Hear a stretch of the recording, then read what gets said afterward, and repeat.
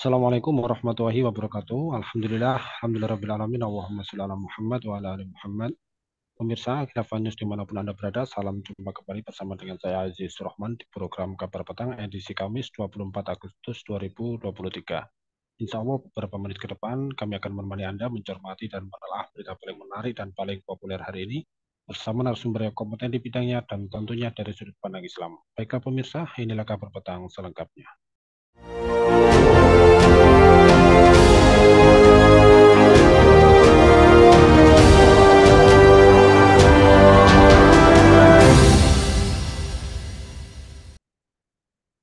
Pemirsa, Presiden Joko Widodo angkat suara mengenai kritikan Sekretaris Jenderal atau Sekjen PDIP Hasto Kristianto terhadap proyek Food Estate yang menyebutnya sebagai kejahatan lingkungan. Menurut Presiden Jokowi, proyek ini sangat penting untuk mengantisipasi krisis pangan. Jadi kita itu membangun food estate atau lumbung pangan itu dalam rangka mengantisipasi krisis pangan, kata Jokowi di Kompleks Parlemen, Jakarta, Jumat 18 Agustus kemarin. Menurut Presiden, saat ini hampir seluruh negara tengah menghadapi krisis pangan, seperti negara yang mengkonsumsi gandum saat ini juga tengah menghadapi masalah.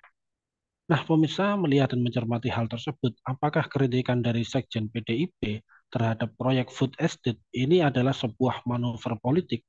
Apakah PDIP kemudian saat ini mulai berwajah sebagai partai oposisi, serta apakah rakyat diuntungkan dengan sikap politik dari PDIP seperti demikian tersebut?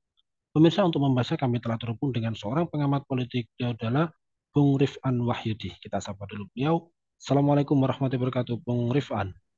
Waalaikumsalam warahmatullahi wabarakatuh. Alhamdulillah, gimana kabarnya nih Bung Rifan, sehat Bung? Alhamdulillah, pangestunipun. Alhamdulillah. Baik Bung, menyikapi terkait dengan sikap yang dikeluarkan oleh Sekjen PDIP, yang mana Sekjen dari PDIP, Bung Hasto, ini menyebutkan bahwa program food estate atau lumbung pangan yang digagas oleh Presiden Jokowi ini sebagai bagian dari kejahatan lingkungan. Tudingan itu pun dibantah oleh Menteri Pertahanan Prabowo Subianto yang secara khusus memang ditunjuk oleh Presiden Jokowi sebagai penanggung jawab dari program tersebut. Nah, Bung Rifan sendiri melihat dan mencermati kritikan dari Sekjen PDIP. Ini seperti apa ini, Bung Rifan melihatnya? Mohon tanggapannya.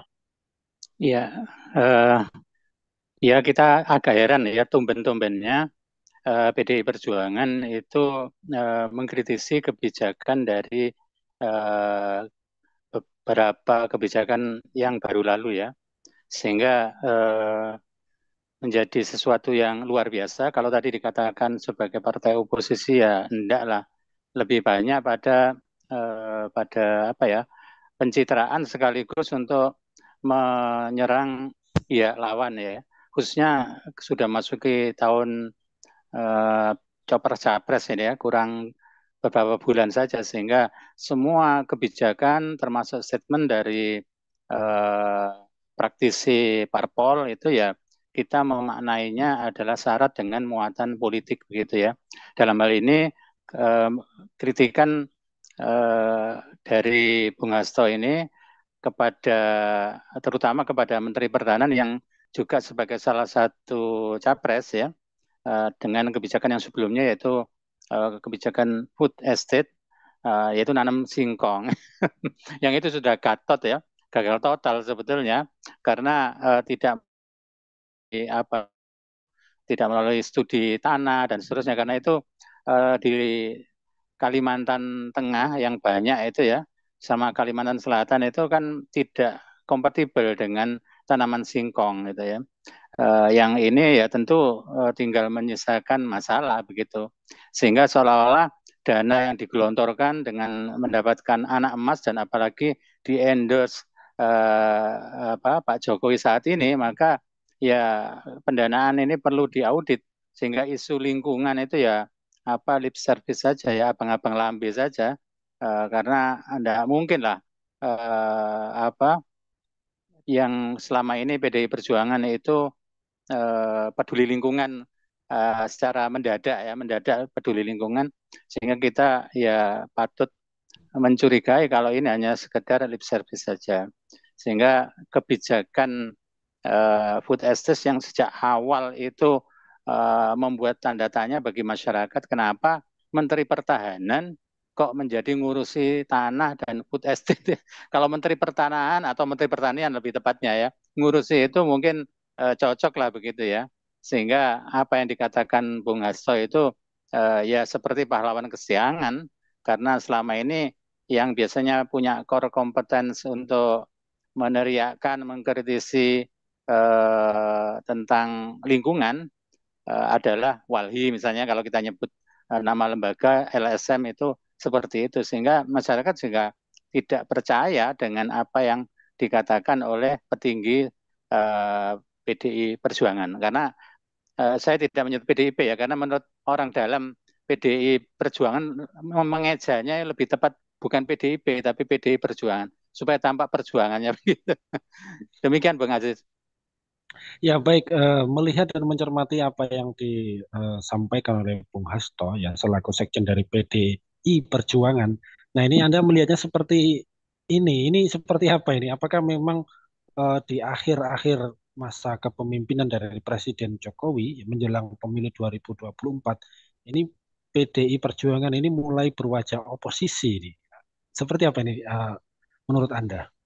Ya, dalam kerangka capres-capres tadi yang semula berteman, kemudian jadi berseberangan, bahkan bermusuhan, bagaimanapun yang sebelumnya apa ya, mengendorse calon-calon, terutama dari capres yang lain ya, yaitu Pak Ganjar yang itu sudah dielus-elus demikian rupa oleh Pak Jokowi, tapi ternyata kemudian dalam tanda petik direbut begitu ya, kemudian dicapreskan oleh PDI Perjuangan, itu menjadi apa ya? Agak mainannya itu direbut orang begitu, sehingga kemudian mengendorse capres yang lain yang diharapkan bisa apa mengamankan, pertama melanjutkan program-program yang selama ini ada ya, kemudian yang kedua tentu mengamankan ya untuk dinasti politik, dinasti ekonomi yang sedang dibangun begitu, sehingga apa yang disampaikan eh, ya tadi yang disebut sebagai oposisi, yang mendadak oposisi itu ya masyarakat termasuk akademisi, apalagi kritikus ya, apalagi oposan yang sejati itu ya tidak percaya dengan manuver apa yang dilakukan oleh Bung Hasto, karena memang dalam politik ada gium bahwa tidak ada eh, teman atau lawan yang abadi, yang ada itu adalah kepentingan yang abadi, sehingga justru nuansa aroma copras-capres ini menjadikan yang semula adalah satu rumpun ya, Partai Merah begitu ya, PDI Perjuangan ditambah dengan Istana begitu kalau kita menyebut yang dulunya itu mencalonkan Pak Ganjar, yang sekarang beralih untuk mencalonkan Pak Prabowo, dalam artian sesuai dengan kepentingan yang ada begitu ya. Sehingga ini akhirnya PDI Perjuangan juga apa ya tidak tidak enak hati begitu ya, karena apa kebijakan-kebijakan yang dilakukan oleh rezim istana itu semuanya, bahkan ada beberapa tokoh-tokoh dari PDI Perjuangan yang menyeberang. Ini juga musim kutu loncat begitu ya. Kalau dulu ada musim wereng, kalau sekarang musim kutu loncat ya. Tokoh-tokoh seperti kalau nyebut nama Budiman Sujatmiko yang dulu itu sangat sosialis, bahkan apa pendiri PRD ya, Partai Rakyat Demokratis, yang nuansa kiri-kirinya, tapi ternyata juga kiri yang lain, yaitu Sosdem itu juga berseberangan, termasuk beberapa buzzer itu juga lompat begitu ya, berloncatan sebagai kutu loncat ke mendukung kepada Pak Prabowo yang rame-rame didukung oleh ada koalisi kemarin ya, koalisi Indonesia Raya, koalisi Indonesia Bersatu, kemudian seolah-olah memberikan dukungan kepada Pak Prabowo yang ini menjadi koalisi yang gendut sekali begitu ya, sehingga ini juga menjadikan termasuk keluarga atau putranya Pak Presiden yang saat ini itu juga sudah mulai digadang-gadang dilus-lus untuk dicawapreskan begitu ya, sebagai wakil presiden Pak Prabowo, sehingga ini menjadikan yang sebetulnya ideologi nasionalis merah itu, bahkan sebagian itu ada yang nyebut sosialis ya, ke kiri-kirian campur baur, itu akhirnya menjadi berhadapan-hadapan tadi, sehingga peta apa pencapresan perkoalisian termasuk perpartean itu menjadi semakin dinamis begitu ya. Kalau tidak dikatakan apa ya, kalau dalam bahasa Jawa itu seperti musuh suka tawuran begitu ya, campuh begitu ya. Kalau dalam bahasa wayang itu kalau sudah campuh, ini sudah goro-goro, apalagi kalau sudah masuk nanti Oktober sampai November ya, ketika nama-nama sudah bermunculan. Sekarang pun masih saling mengintip siapa yang menjadi capres. Kalau capres sudah definitif ya, 3 calon itu yang tiga capres ya, itu kan sudah diusung oleh masing-masing partai pengusung dan pendukungnya. Tetapi untuk cawapresnya itu juga menjadi kata kunci. Nah, masalahnya capres yang didukung oleh PDI Perjuangan yang ini oleh beberapa kalangan dianggap sebagai kartu mati begitu ya. Kalau nanti ada putaran kedua mungkin yang tereliminasi lebih dulu begitu. Meskipun survei itu mengunggulkan, meskipun mungkin menangnya mereka itu di daerah-daerah ya, di desa-desa yang mungkin tidak well informed gitu ya, yang mungkin ya orang-orang yang gampang dalam tanda petik ya dipolitiki, kemudian diarahkan voting mass, kemudian termakan dengan serangan fajar nantinya, kira-kira seperti itu ya, yang betul-betul menjadi masyarakat yang pragmatis dan transaksional gitu. Demikian Bung Aziz. Ya, baik. Melihat dari manuver politik yang dilakukan oleh PDI Perjuangan, apakah ini juga bisa dikatakan sebuah bentuk dari pragmatisme politik? Dan apakah rakyat ini nantinya juga diuntungkan dengan sikap politik dari PDI Perjuangan? Menurut Anda seperti apa, Bung Rifan? Iya, tadi sudah kami singgung pada uh, pertanyaan yang kedua tadi ya tentang pragmatisme politik. Memang eh, pada dasawarsa terakhir itu kan eh, atas nama lembaga survei itu juga begitu. Untuk partai yang berasaskan ideologis itu nggak laku begitu. Sehingga silakan untuk beramai-ramai untuk adu program, adu rekam jejak dan seterusnya itu ya. Yang sebetulnya ini akhirnya memberikan peluang kepada ya politik transaksional atau politik kalau dalam bahasa politik Islami itu kan disebut halul wasti ya, jalan tengah atau pragmatisme tadi. Sehingga apa yang sekarang diakrobatkan oleh badut-badut politik dari kalangan elit politik itu sebetulnya ya cerminan dari tadi ya beberapa kajian termasuk kita lihat termasuk masyarakat pun itu juga eh, tidak lepas ya bahkan terhinggapi dengan pragmatisme yang lebih kasar lagi ya mereka mau makan serangan fajar tadi ya kalau sekarang mungkin 100 ribuan minimal ya eh, ketika harus melabuhkan pilihannya pada capres atau pada caleg ya karena besok itu adalah bersamaan dengan selain pemilu presiden untuk memilih pasangan presiden dan wakil presiden juga bersamaan dengan pemilihan legislatif ya anggota mulai dari DPR RI kemudian DPRD atau DPRD provinsi dan DPRD kabupaten kota sehingga memang ini rawan sekali kalau itu tidak dengan jujur dan adil begitu ya sesuai dengan semboyan pemilu maka ya bisa amburadul itu pintu-pintu kecurangan penyelenggaraan pemilu yang tidak jurdil dan luber itu ya menjadi tercederai kalau itu dianggap sebagai teknik pemilihan seorang kepala negara begitu ya. Karena sebenarnya kalau teknisnya itu sudah cacat atau sengaja sudah mulai eh, diniati untuk dicurangi karena tahun kemarin 2019 itu ada dugaan kuat dan ada beberapa bukti-bukti yang mengarah ke sana begitu. Sehingga kalau 2024 itu ya lebih canggih lagi, kalah halus lah dengan kalau di luar negeri di Amerika Serikat itu kan ada campur tangan dari apa lembaga survei atau konsultan politik dari Rusia begitu.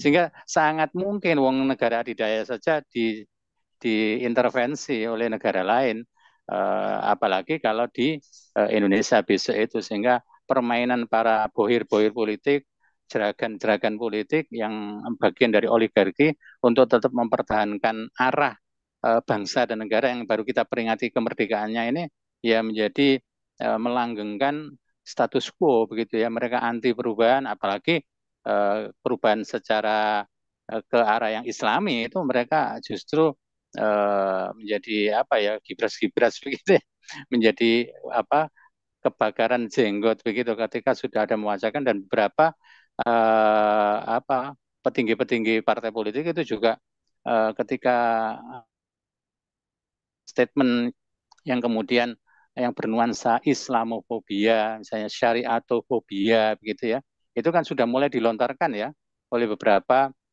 praktisi atau aktivis politik ya.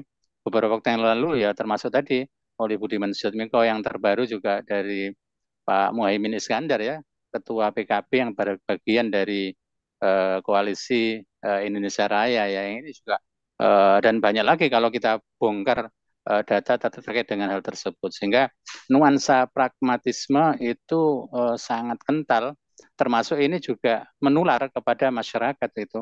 Tidak lagi berbasis kepada ideologi ya, ideologi idealisme. Kemudian kalau sekarang kan ya sama-sama, kalau sama-sama sekuler, sama-sama tidak pro kepada politik Islam, ya ngapain begitu ya, pakai kontestasi dalam bentuk pemilu yang itu ya tentu menghabiskan biaya, menghabiskan waktu, terjadinya polarisasi dan seterusnya. Ini kan hanya apa ya, semacam ibadah yang dicitrakan seolah-olah ini sakral begitu ya.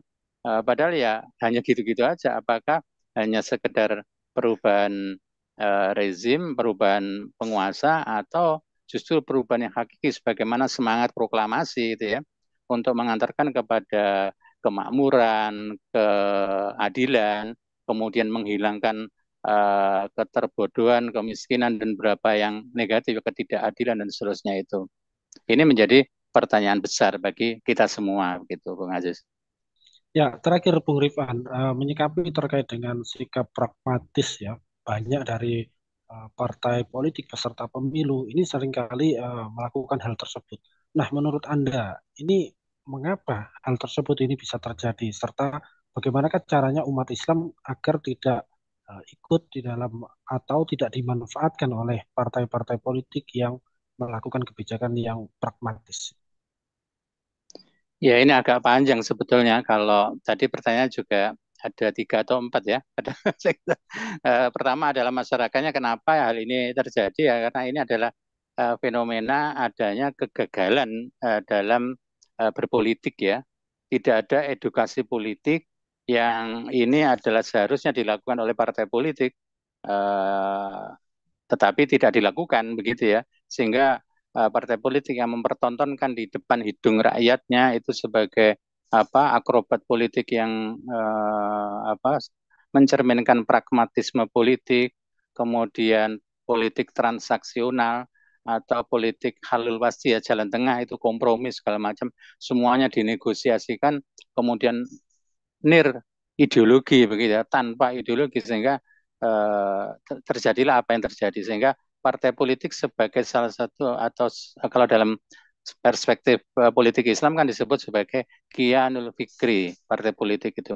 Dia sebagai institusi pemikiran yang dia muhasabah, melakukan kritik kepada kebijakan-kebijakan publik yang tidak pro rakyat, pro umat, maka kemudian menjadi sampai saat ini ya, banyak kebijakan dalam bentuk undang-undang yang baru lalu, Undang-Undang Omnibus Law plus Undang-Undang Omnibus Kesehatan, itu kan sangat-sangat tidak pro para dokter dan nakes.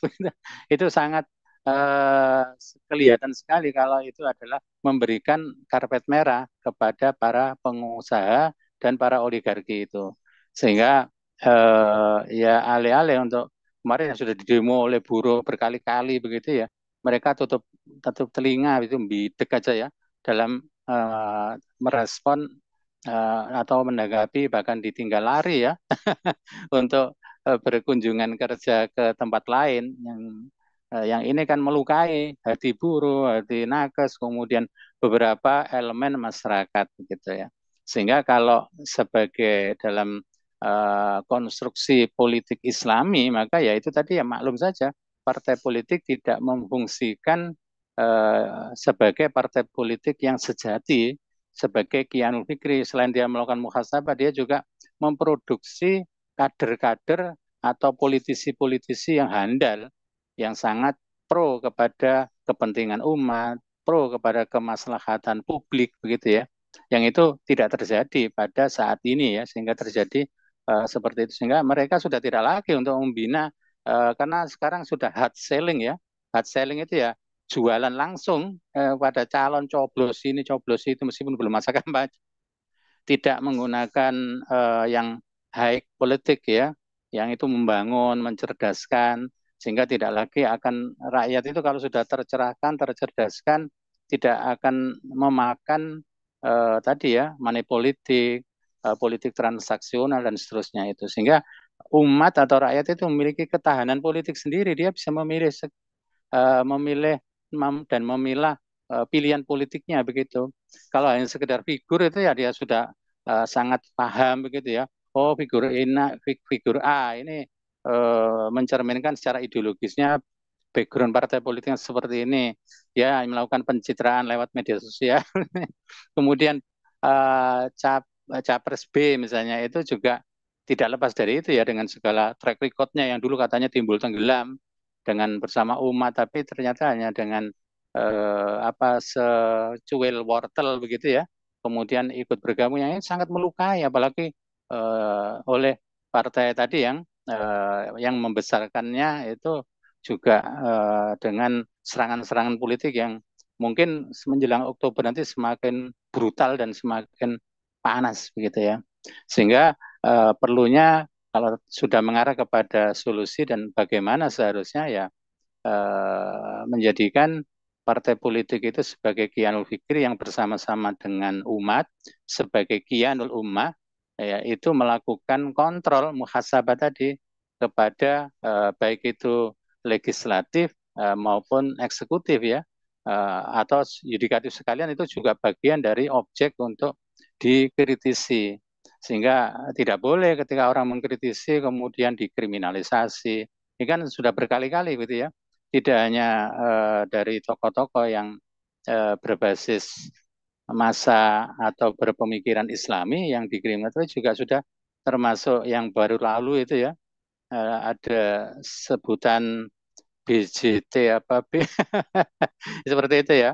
Ya, yang ini menjadikan ya kehidupan politik itu menjadi tidak tercerahkan, tidak tercerdaskan begitu ya. Sehingga harapan kita nanti ada partai politik yang berkhidmat kepada umat, membangun konstruksi politik termasuk tadi bersama-sama dengan Kianul Ummah, bersama dengan Kianul Fikri ya, umat bersama partai politik ideologis untuk bersama-sama melakukan perubahan termasuk mengontrol, tidak hanya mengontrol, kalau memang itu perlu diganti ya perlu diganti apa Kianul Tanfidhi ya, eksekutif itu diganti, kemudian diarahkan kepada membangun high politik itu berupa sistem, visi misi, tidak hanya tadi berkutat pada program yang lebih remeh-temeh atau low politik begitu.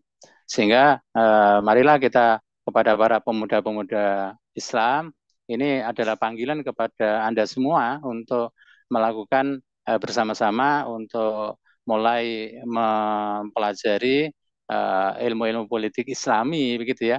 Kemudian mencoba menerapkan dengan secara berjamaah dalam sebuah partai politik Islami. Tetapi kita jangan terjebak partai politik harus ikut kontestasi politik misalnya ya. Tapi kalau ada di tengah-tengah umat seorang siasiun atau politisi itu ya, dia melebur berdenyut di tengah-tengah umat sebagai politisi yang organik begitu ya, bukan sekedar tadi ya partai-partai politik atau bahkan pejabat-pejabat yang eh, sangat jauh dari idealisme, sangat jauh dari eh, apa keberpihakan kepada rakyat dan umat begitu. Secara ringkas begitu, Bung Aziz. Ya baik, Mas Awani, penjelasan yang luar biasa ini. Terima kasih, syukron wa jazakumullahu khairan katsiran kepada Bung Rifan ini atas penjelasannya, dan juga terima kasih telah hadir datang pada edisi kali ini. Insya Allah nanti kita ketemu lagi di lain waktu dan lain kesempatan. Semoga Bung Rifan dan keluarga sehat selalu dalam lindungan Allah Subhanahu wa taala. Assalamualaikum warahmatullahi wabarakatuh, Bung Rifan. Waalaikumsalam. Baik pemirsa, demikianlah kabar petang pada edisi kali ini. Semoga Anda mendapatkan banyak manfaat dari acara kami. Jangan lupa saksikan kami besok di jam dan channel yang sama. Dan jangan lupa juga like, comment, share, subscribe, serta klik tekan tombol loncengnya agar tidak ketinggalan update terbaru dari Khilafah News. Karena hanya disinilah Anda akan mendapatkan informasi aktual terpopuler dan tentunya dari sudut pandang Islam. Akhirnya saya Aziz Rahman beserta seluruh kru yang bertugas untuk diri. Wassalamualaikum warahmatullahi wabarakatuh.